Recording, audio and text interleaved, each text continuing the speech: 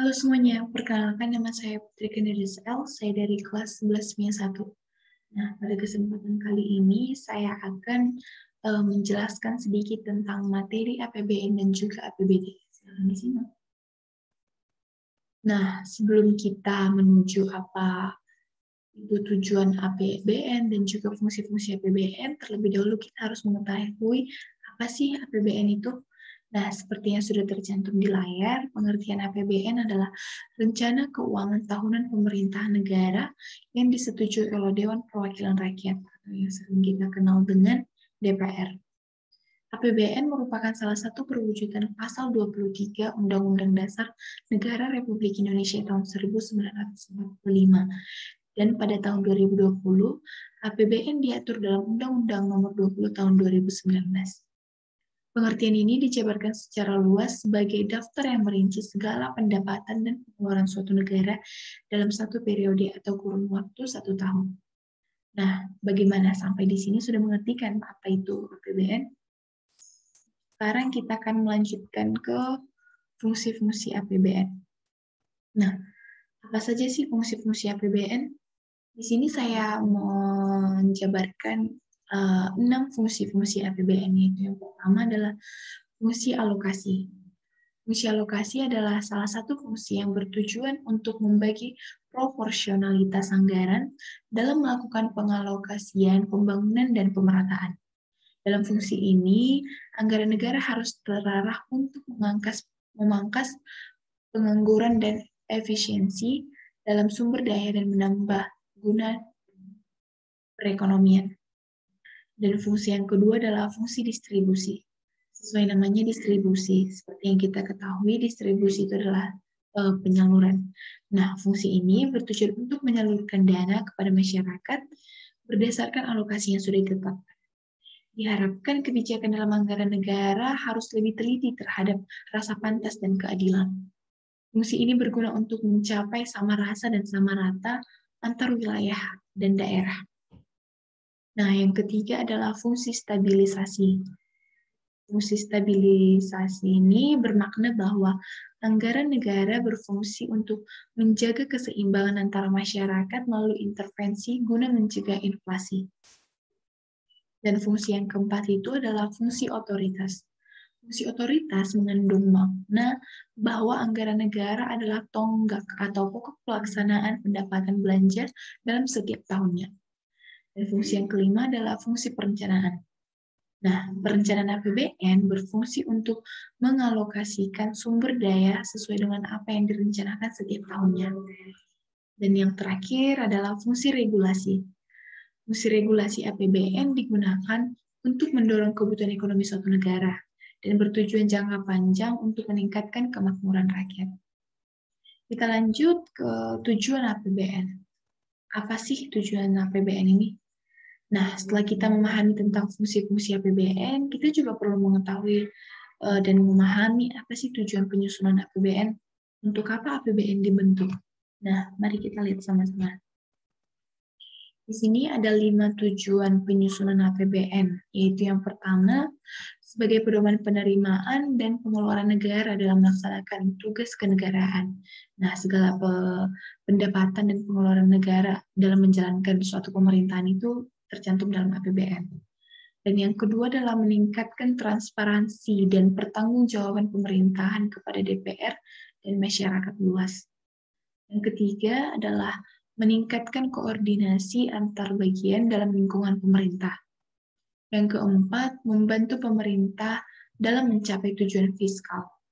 Dan yang terakhir, tujuan penyusunan APBN itu adalah memungkinkan pemerintah memenuhi prioritas belanja. Nah, setelah itu kita lanjut ke sumber-sumber penerimaan dan jenis-jenis belanja negara. Nah, di sini kita akan mempelajari dari mana sih pendapatan negara itu dan apa saja sih yang dibeli atau dibelanjakan oleh negara. Nah, salah satu pendapatan atau penerimaan itu dari penerimaan perpajakan. Penerimaan perpajakan adalah semua penerimaan yang terdiri atas pajak dalam negeri dan pajak perdagangan internasional.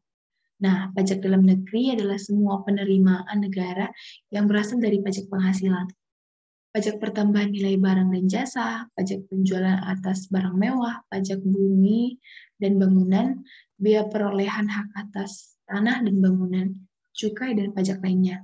Sedangkan pajak perdagangan internasional itu adalah semua penerimaan negara yang berasal dari biaya masuk pajak ataupun pungutan ekspor. Nah, yang kedua itu pendapatan negara berasal dari penerimaan negara bukan pajak. Tadi kan penerimaan negara yang berasal dari pajak. Nah, yang ini adalah penerimaan negara bukan dari pajak. Nah, penerimaan negara bukan pajak adalah semua penerimaan yang diterima oleh suatu negara itu yang dalam bentuk penerimaan dari sumber daya alam, bagian pemerintah atas laba badan usaha milik negara seperti atau BUMN, serta penerimaan negara bukan pajak lainnya. Dan yang ketiga itu adalah penerimaan hibah. Hibah atau pendapatan dari luar negeri merupakan hadiah dari negara-negara donor yang memberikan kontribusi dana untuk keberlangsungan proses pembangunan di dalam negeri. Nah, hibah itu dicatat sebagai penerimaan pemerintah pusat yang diperoleh dari pemberi hibah dan tidak perlu dibayar kembali. Hibah dapat berasal dari dalam negeri ataupun luar negeri. Hibah yang diterima. Bentuk hibah itu bisa dalam bentuk uang, barang, jasa, dan juga surat berharga. Nah, kita akan membahas tentang jenis-jenis belanja negara. Nah, ternyata belanja pemerintahan pusat atau belanja-belanja negara itu diklasifikasikan berdasarkan organisasi, fungsi, dan juga jenisnya. Nah, jika berdasarkan organisasi, belanja pemerintah pusat itu mencakup belanja pemerintah pusat yang dialokasikan kepada kementerian negara atau lembaga dan belanja pemerintah pusat yang dialokasikan kepada bagian anggaran bendahara umum negara yang dikelola oleh Menteri Keuangan selaku pengelola fiskal.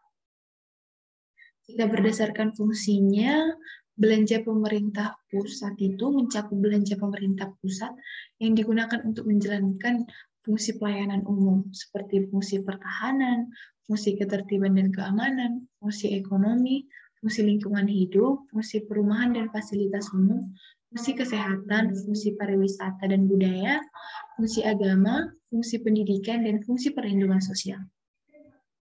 Jika berdasarkan jenisnya, belanja pemerintahan pusat itu digunakan untuk membiayai belanja pegawai, belanja barang, belanja modal, pembayaran bunga utang, subsidi, belanja hibah, bantuan sosial, dan juga belanja lain-lainnya. Nah, di sini juga ada dana perimbangan.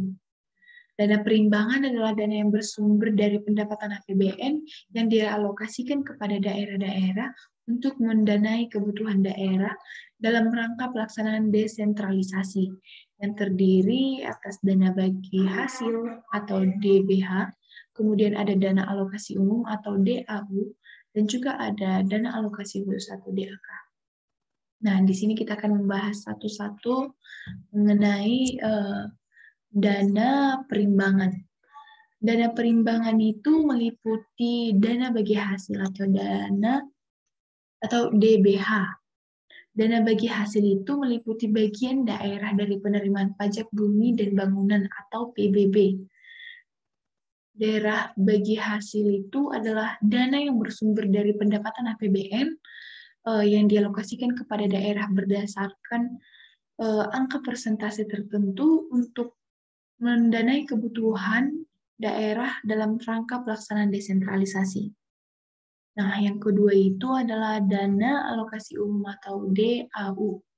Dana alokasi umum ini yaitu bantuan umum yang digunakan sesuai dengan prioritas pembangunan daerah, batas arahan pemerintah pusat. Nah, dana alokasi umum ini adalah dana yang bersumber dari pendapatan APBN yang dialokasikan kepada daerah dengan tujuan pemerataan kemampuan keuangan antar daerah untuk mendanai kebutuhan daerah dalam rangka pelaksanaan desentralisasi juga. Dan yang ketiga adalah dana alokasi khusus atau DAK. Dana alokasi khusus ini yaitu bantuan khusus yang digunakan dalam kegiatan pembangunan dengan sasaran sesuai dengan ketepatan pemerintah pusat. Dana alokasi khusus ini dana bersumber dari pendapatan APBN yang dialokasikan kepada daerah tertentu dengan tujuan untuk membantu mendanai kegiatan khusus yang merupakan urusan daerah dan sesuai dengan prioritas nasional. Kemudian di sini ada contoh ringkasan APBN. Nah, bisa kita lihat di sini adalah ringkasan APBN semester 1 tahun 2014 sampai tahun 2015. Nah, di sini ada pendapatan negara, pendapatan dalam negeri, ada penerimaan perpajakan, penerimaan negara bukan pajak seperti yang sudah dijelaskan tadi. Kemudian ada penerimaan hibah. Kemudian ada belanja negara, ada belanja pemerintah pusat dan juga transfer ke daerah dan dana desa itu tadi dana dana perimbangan. Nah, yang ketiga ada keseimbangan primer dan ada juga surplus atau defisit anggaran. Nah, untuk mencari surplus ini rumusnya adalah A dikurang B, yaitu pendapatan negara dikurang dengan belanja negara. Nah, kemudian ada pembiayaan. Di sini adalah ada pembiayaan dalam negeri, pembiayaan luar negeri. Kemudian ada juga kelebihan dan kekurangan pembiayaan. Lebih jelasnya dapat dilihat pada slide yang tertera di layar. Nah, kita lanjut ke mekanisme penyusunan APBN. Nah, yang pertama itu adalah prinsip penyusunan APBN. Prinsip penyusunan APBN ini dibagi menjadi dua, yaitu prinsip penyusunan APBN berdasarkan aspek pendapatan. Nah, yang pertama itu adalah intensifikasi penerimaan anggaran dalam hal jumlah dan kecepatan penyetoran. Yang kedua itu adalah intensifikasi penagihan dan pemungutan piutang negara. Misalnya, sewa atas penggunaan barang-barang milik negara. Dan yang ketiga itu adalah penuntutan ganti rugi atas kerugian yang diderita oleh negara dari denda yang telah dijanjikan. Kemudian yang kedua itu adalah prinsip penyusunan APBN berdasarkan aspek pengeluaran negara. Nah, di sini ada 3 juga, yaitu hemat, tidak mewah, efisien, dan sesuai dengan kebutuhan teknis yang disyaratkan. Yang kedua itu adalah terarah, terkendali sesuai dengan rencana atau program atau kegiatan. Yang ketiga itu adalah semaksimal mungkin menggunakan hasil produksi dalam negeri dengan memperhatikan kemampuan atau potensi nasional. Kemudian ada asas penyusunan APBN.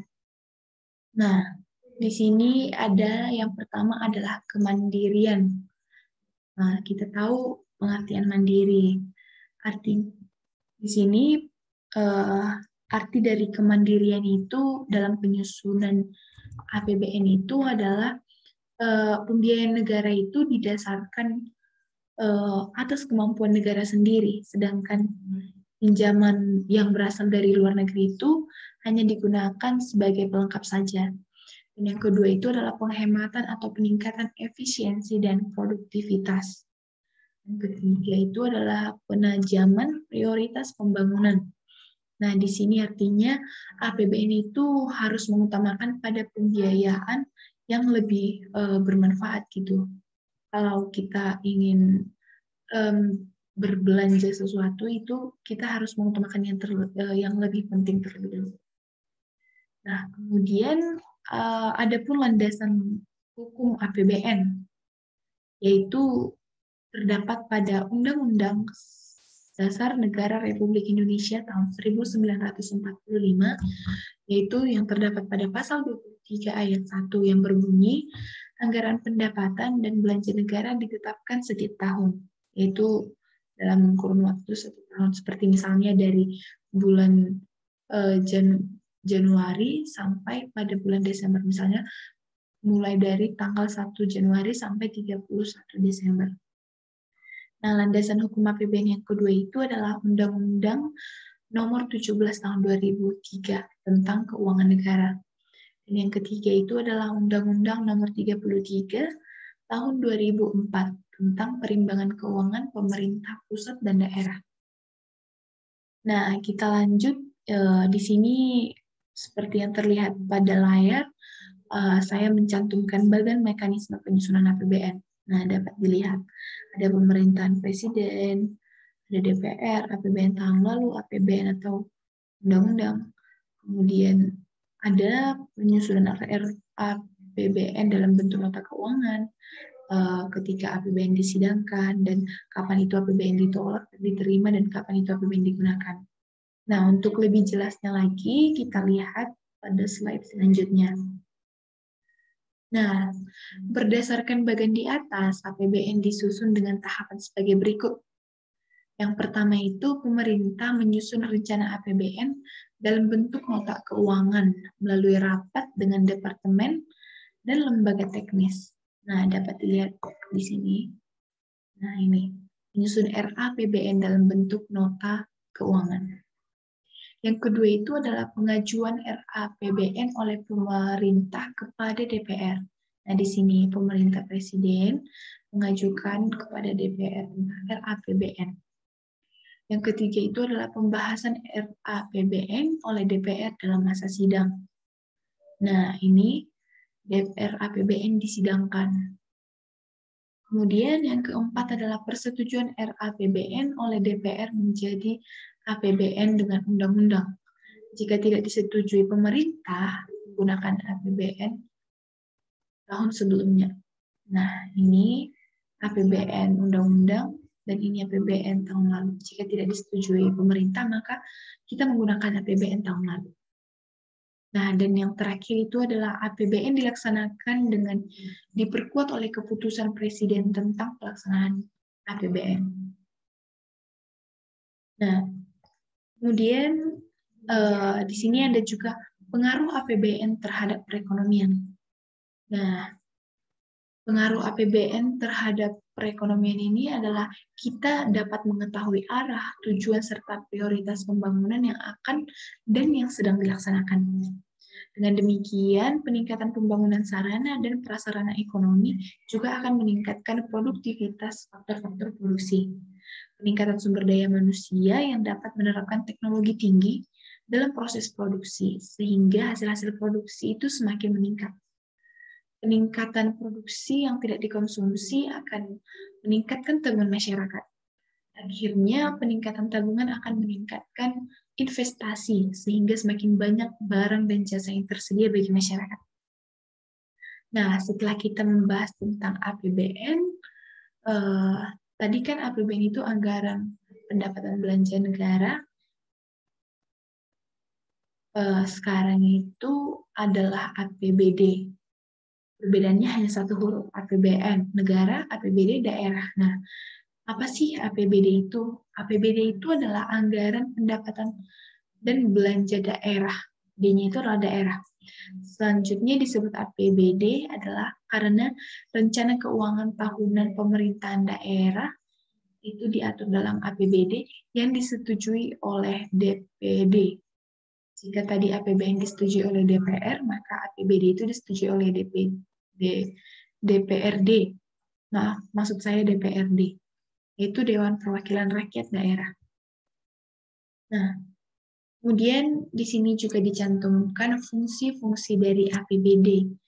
Fungsi-fungsi dari APBD ini hampir sama dengan fungsi-fungsi APBN. Hanya saja APBD ini dia bersifat daerah gitu. Yang pertama itu adalah fungsi otoritas.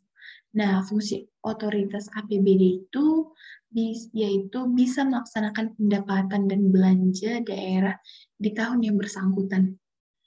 Otoritas berarti pemberian kekuasaan pada pihak yang berwenang untuk melaksanakan anggaran, pendapatan, belanja, dan juga pembiayaan sesuai APBD yang dibuat.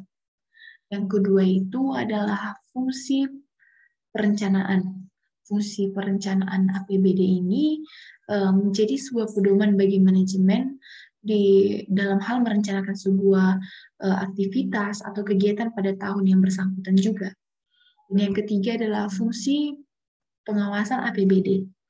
Nah, fungsi pengawasan APBD ini menjadi salah satu pedoman untuk bisa menilai apakah aktivitas penyelenggara pemerintah ini sesuai dengan ketentuan yang sudah ditetapkan. Nah, kemudian ada yang keempat adalah fungsi alokasi. Ini hampir sama dengan fungsi alokasi yang terdapat dalam APBN. Fungsi alokasi dalam APBD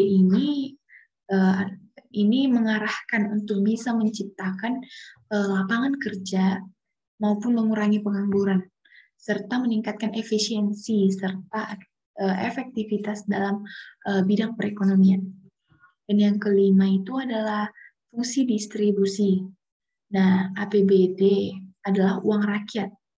APBD itu kan uang rakyat, sehingga penggunaannya pun harus digunakan untuk kepentingan rakyat dan untuk mensejahterakan rakyat di berbagai daerah dan menjadikan daerah tersebut maju. Dan yang terakhir, yang keenam adalah fungsi stabilisasi APBD. Nah, fungsi stabilisasi APBD ini menjadi alat untuk memelihara dan mengupayakan keseimbangan fundamental perekonomian pada suatu daerah. Nah, kita juga perlu mengetahui tujuan dari APBD. Apa sih tujuan dari APBD itu? Nah, tujuan APBD itu adalah sebagai pedoman penerimaan dan pengeluaran dalam melaksanakan kegiatan daerah untuk meningkatkan produksi dan kesempatan kerja dalam rangka meningkatkan pertumbuhan ekonomi dan kemakmuran bagi masyarakat daerah. Nah, di sini maksudnya sebagai pedoman penerimaan dan pengeluaran dalam melaksanakan kegiatan daerah. Nah, di sini berisi pengeluaran yang dikeluarkan oleh pemerintah daerah untuk mensejahterakan atau memajukan suatu wilayah itu, misalnya seperti mengurangi tingkat pengangguran dan juga untuk meningkatkan mungkin pembangunan nasional. Nah, kita lanjut sumber-sumber penerimaan dan atau pendapatan negara. Nah, di sini pendapatan daerah maksudnya. Nah, di sini ada dua, yaitu pendapatan asli daerah, yaitu pendapatan yang mungkin murni dari daerah tersebut. Nah, di sini ada pendapatan itu berasal dari pajak daerah seperti PBB, pajak cukai, pajak penghasilan, dan juga lain-lain. Kemudian ada retribusi daerah seperti perizinan mendirikan usaha, tempat rekreasi, dan juga parkir. Kemudian ada hasil pengelolaan kekayaan daerah yang dipisahkan. Kemudian ada pendapatan asli daerah dan yang lain-lain. Kemudian ada dari dana perimbangan seperti yang sudah dijelaskan tadi dalam APBN tentang dana perimbangan yang dibagi menjadi 3, yaitu dana bagi hasil pajak atau bagi hasil bukan pajak. Kemudian ada dana alokasi umum, kemudian ada juga dana alokasi khusus. Tadi sudah dijelaskan pada materi APBN. Nah, kita lanjut. Jenis-jenis belanja daerah. Nah, jenis-jenis belanja daerah ini terbagi menjadi 2, yaitu belanja tidak langsung dan juga belanja langsung. Belanja tidak langsung ini yaitu belanja yang tidak memiliki kaitan langsung dengan program kerja dan kegiatan. Contohnya itu seperti belanja pegawai, belanja hibah, kemudian ada juga belanja subsidi, belanja bunga, kemudian ada juga belanja bantuan sosial, dan lain-lain. Kemudian ada yang namanya belanja secara langsung. Belanja langsung ini adalah kebalikan dari belanja tidak langsung, yaitu belanja yang memiliki kaitan langsung dengan program kerja atau kegiatan daerah. Yang contohnya itu adalah honorarium PNS dan juga non-PNS, kemudian ada uang lembur, uang untuk pelatihan, uang untuk sosialisasi, kemudian ada juga untuk belanja kursus, kemudian ada belanja beasiswa, pendidikan PNS, dan lain-lain sebagainya. Nah, kita lanjut. Di sini menjelaskan tentang mekanisme penyusunan APBN. Nah, di sini ada 6 poin, yaitu yang pertama, pemerintah daerah menyusun RAPBD. Pemerintah daerah menyusun RAPBD atau Rancangan Anggaran Pendapatan dan Belanja Daerah. Yang kedua itu adalah pemerintah daerah akan mengajukan RAPBD tersebut kepada DPRD untuk dirapatkan apakah RAPBD tersebut disetujui atau tidak. Nah, sama halnya seperti APBN tadi. Kemudian yang ketiga adalah jika DPRD memutuskan untuk menyetujui RAPBD, maka RAPBD akan disahkan menjadi APBD. Nah, jika belum disetujui, disebut dengan RAPBD, dan setelah disetujui disebut dengan APBD. Nah, yang keempat itu APBD ditetapkan dengan perda paling lambat 1 bulan setelah APBN disahkan. Nah, setelah di APBN disahkan, baru akan disahkan juga APBD paling lambat itu 1 bulan. Nah, yang kelima itu perubahan APBD ditetapkan dengan perda paling lambat itu 3 bulan sebelum berakhirnya anggaran. Nah, APBD itu dapat berubah dengan perda paling lambat itu 3 bulan sebelum berakhirnya anggaran. Kalau setelah anggaran berakhir, tidak bisa lagi diadakan perubahan APBD.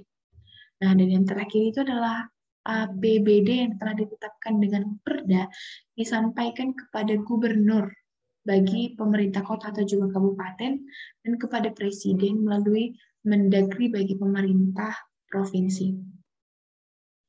Nah, di sini juga ada pengaruh APBD terhadap perekonomian. Di sini ada 4 pengaruh APBD terhadap perekonomian itu. Yaitu yang pertama, mengenai dampak dari pengelolaan anggaran pendapatan dan belanja daerah atau APBD mempengaruhi perekonomian yang dimiliki, dan juga mempengaruhi kesejahteraan yang ada di daerah. Yang kedua itu mampu mereduksi tingkat kemiskinan yang ada di satu daerah secara signifikan. Yang ketiga, mempengaruhi terhadap pengurangan atau penanggulangan masalah pengangguran yang dimiliki di daerah masing-masing. Yang keempat atau yang terakhir, pengaruh APBD terhadap perekonomian itu adalah mempengaruhi tingkat pertumbuhan ekonominya secara signifikan melalui alokasi APBD. Nah, jadi sebenarnya tujuan APBD ini adalah untuk meningkatkan pertumbuhan ekonomi suatu daerah. Begitu juga dengan APBN, dengan cara kita mengetahui pendapatan dan pengeluaran yang dikeluarkan oleh suatu negara. Nah, sekian yang bisa saya sampaikan.